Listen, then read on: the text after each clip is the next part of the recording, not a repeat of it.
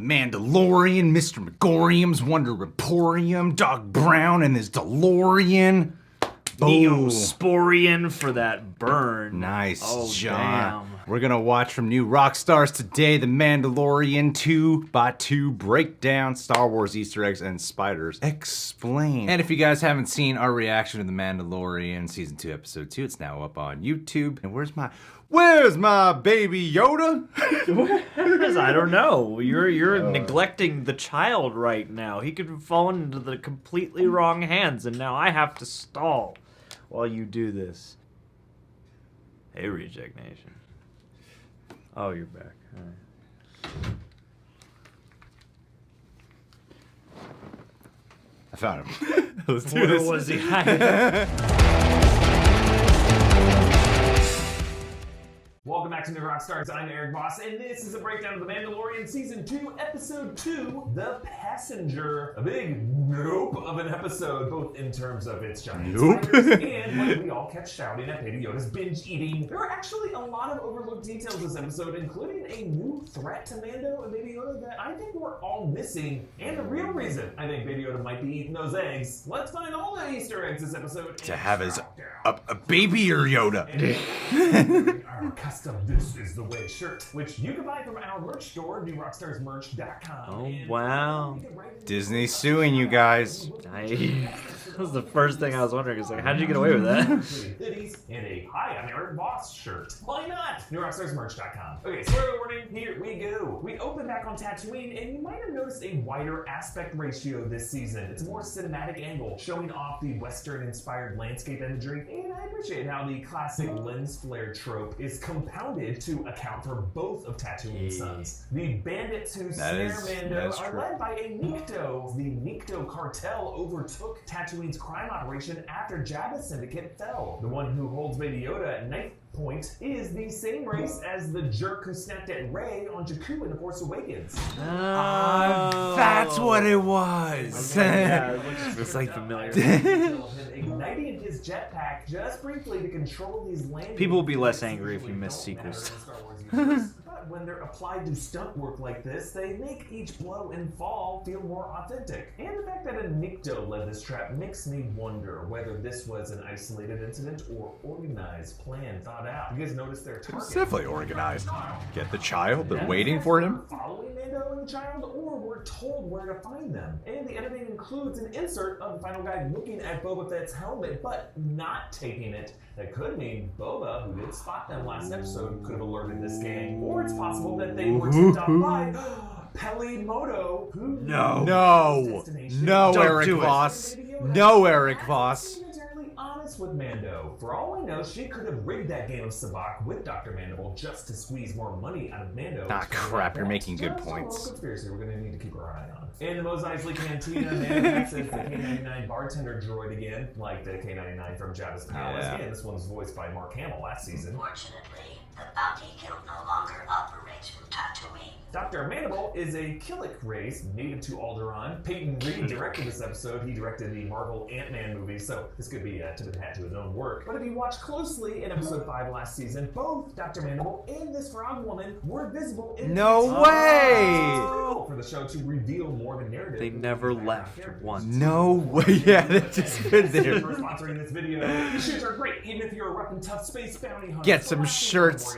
Get some shoes. Dude, pretty soon they just need new Rockstars pants. You can get a whole outfit. 100% waterproof and weatherproof. These bad boys are breathable, letting the air out without letting water in, so things stay nice and fresh, unlike some big old clunky boots. Sure, Spurs sound cool, but they must be really impractical. These are like the ridge wallets of shoes. Shoes are super stretchy. They fit like a sock. They only weigh 175 grams. They're also made with this space-age What is Dynamax that material, weight? so these are a real everyday shoe. You know, No matter the weather. just make it up in your Also mind safely and you're made right. Super easy to clean. If you're going on hikes or running errands or They're playing imaginary some units of keyboard, measurement your that favorite people video, use your retreat, outside of these America. shoes will keep you comfortable, protected, and looking great. You talked over Eric's brilliant joke. Crushing it, so I'm just gonna spray it with water. No, I got my shoe all wet, but my feet are dry. Because I'm wearing Messies. Thanks, Messi. You saved my life. Oops, they have an incredible early Black Friday offer going right now. So go grab yourself a pair for the rainy season while we still have sizes. You can thank me later. Check Friday, them out America in the link below. Christmas? And if you missed the Black Friday sale, no worries. You can still use my code New Rockstars to get $25 off your Bessie shoes. I'm gonna do a breakdown video of all the new Rockstars sponsorships. They're connected. Idiot's Array is the same hand Lando Calrissian used to win the game of Sabacc in Rebels. Rebels, Not huh? so fast. It appears I have an idiot's array. You could also hear Kid playing this same hand in Solo.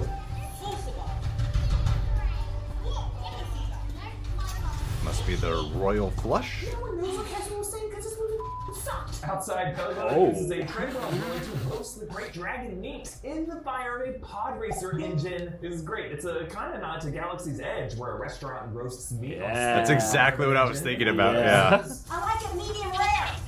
Not some Rhodian for crying out loud. Apparently, Rhodians like their meat cooked well done. Though, I like to think Pelly could be making fun of Greedo, the Rhodian, whom Han Solo famously faced off with in the same cantina booth Pelly was just sitting in, where Han Solo cooked that Rhodian well done. The Frog Woman is physically played by actor Misty Rosa, who also performed the movements for Camille. And this character once No way! She needs her eggs fertilized by the equinox or her long That's cool. She said her husband has settled on the estuary moon of Trask in the system of the gas giant Caliban. We saw this gas giant in the trailer as the battered Razor. Amy Crest Sedaris passed knows it, what she's so talking about. Trask Yes. must be the name She of wrote the that water dialogue. planet. But Baby Yoda clocks the eggs right away. I love how you can see him waddling in right after them onto the ship in the background. I suspect his desire Such a good for the eggs shot. could be more than just hunger, because when he presses his adorable little face against that tank, you can see the eggs suddenly moving closer to him. Also notice that every time Baby Yoda slurps an egg, he does it in one gulp.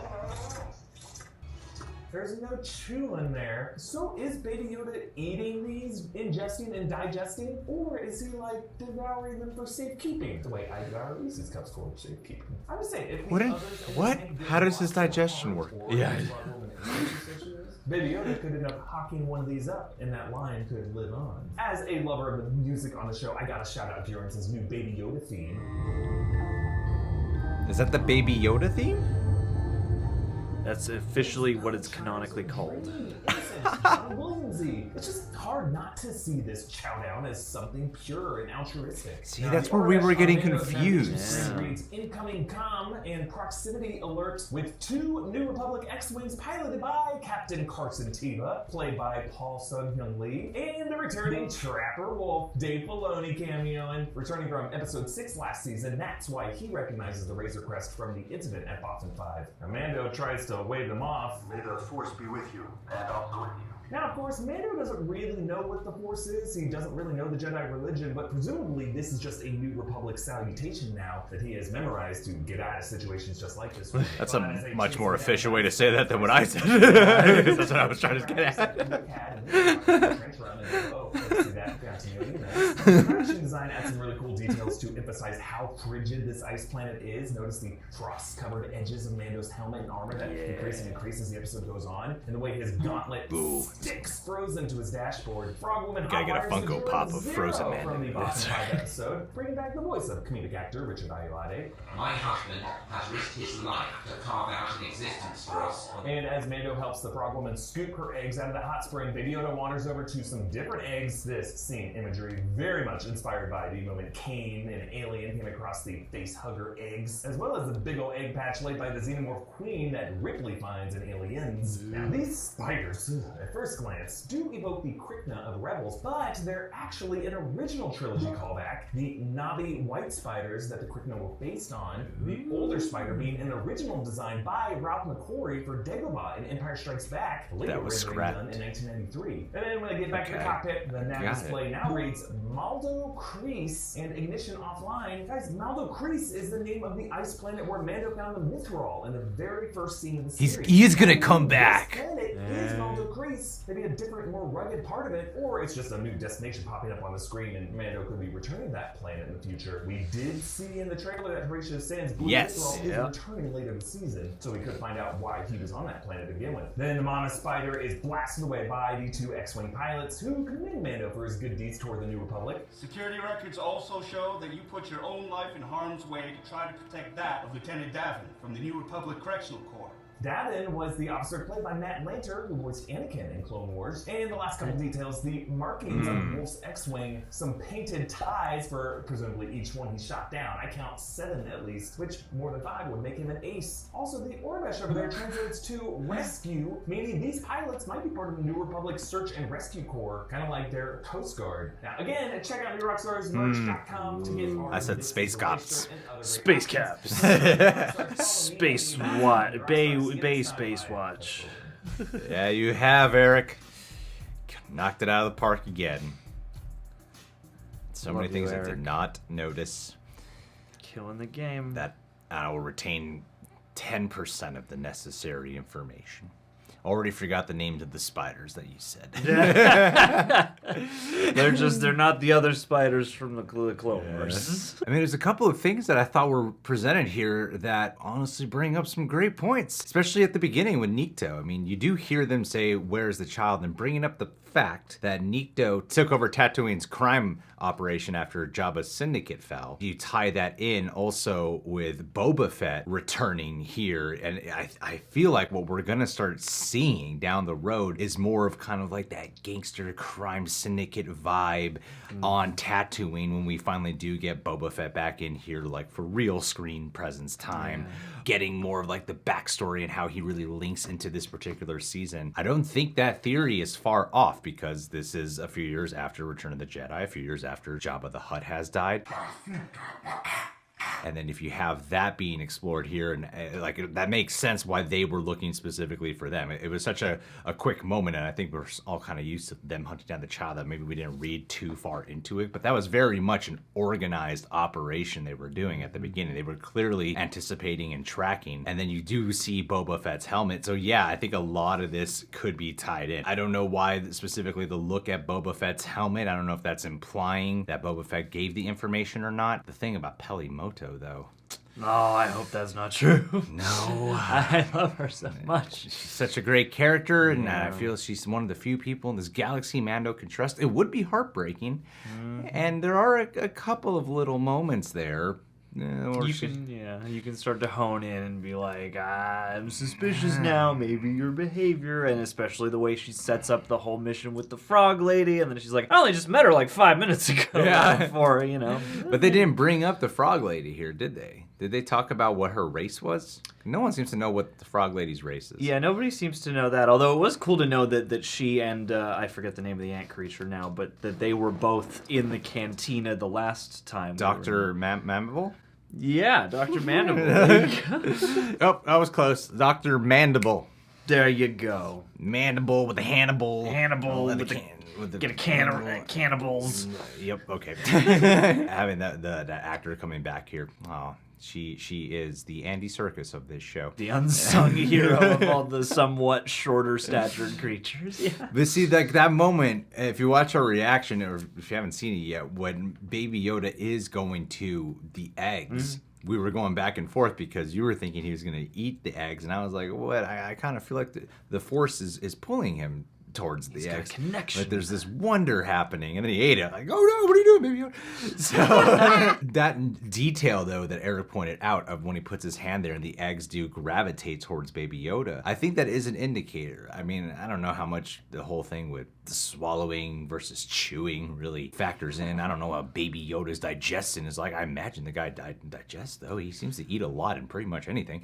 It seems, and they seem squishy and blobular enough that he could probably just suck them down like a boba. That moment played out so specifically, though, and then the rest of the episode was kind of a funny thing of he keeps trying to eat the eggs. He keeps wanting to eat the eggs. Yeah. So I would like that if, as the season progresses, or maybe in the next episode, you do find out that there is some type of actual connection and that it's not just some funny thing that he wanted to eat the eggs. Or maybe it's both. Maybe it's like he doesn't really quite understand or something, thus he's eating them because they look yummy, but also maybe there is, a connection between between either Baby Yoda and these particular, species eggs that he's able to explore. Or maybe it's just something that he's able to do with any life, at that stage or something. But they're leaving Tatooine right now, where Boba Fett is, where Nikto is. They're doing this delivery mission. What's gonna bring Mando back to Tatooine, though? Why would he have to go back there?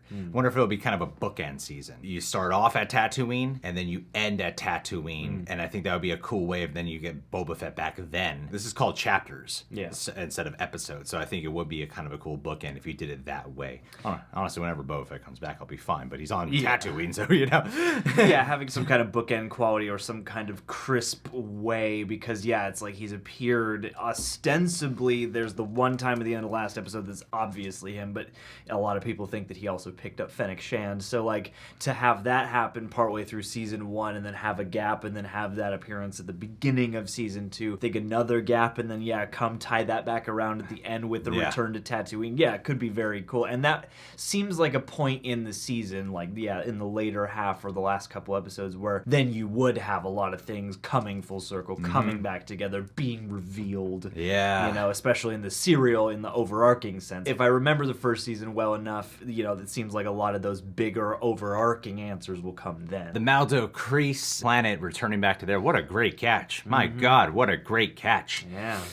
Really tying those Easter eggs together with the trailer. That's the trailer to Horatio so Sands. Smart. Damn, I don't know. I would never have picked up on that. I do love that it is for sure Dave Filoni's character actually returning. And I love those are my favorite kind of Easter eggs where the tie-ins are such deep cuts, but they are part of a continuous plot line. Like you have to pay attention. He's referencing incidences from Chapter 6 of Season 1, and Dave Filoni is back as that character. And I feel like you would only really remember Dave Filoni if you're one of the fans who's like, oh, that's Dave Filoni. You know what I mean? Yeah. And so actually having a solid storyline here, that's part of the writing of this show that I really do appreciate a lot. Yeah, and the stuff that makes it feel lived in and like, everybody in this galaxy really is existing, even when they're not on screen. Yeah. I think it's really great that with the spider characters of how they scrapped that design for Empire Strikes Back. Now it gets a chance to really have a moment to shine. Fully realized. Like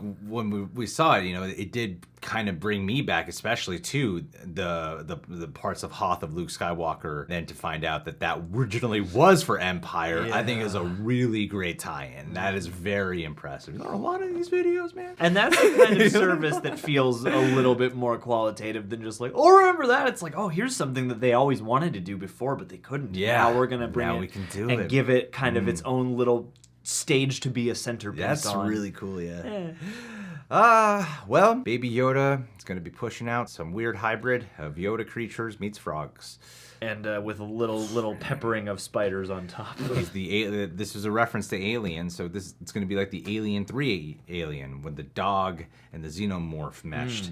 Perfect. And that's what the fans want. It's just going to come out and start killing people, whatever Baby Yoda poops out. Yeah, it's just going to be an immediate monstrosity. Space horror movie, yeah. Oh, God, no. Cut to black. All right, guys. Well, Mandalorian Season 2, Episode 2. Keep a lookout for our next reaction. Subscribe to New Rockstars if you haven't done so already. Who do you think the frog lady is? What do you think Baby Yoda wanted with the eggs? Hit the like button. Yep, I don't remember everything that's supposed to be said.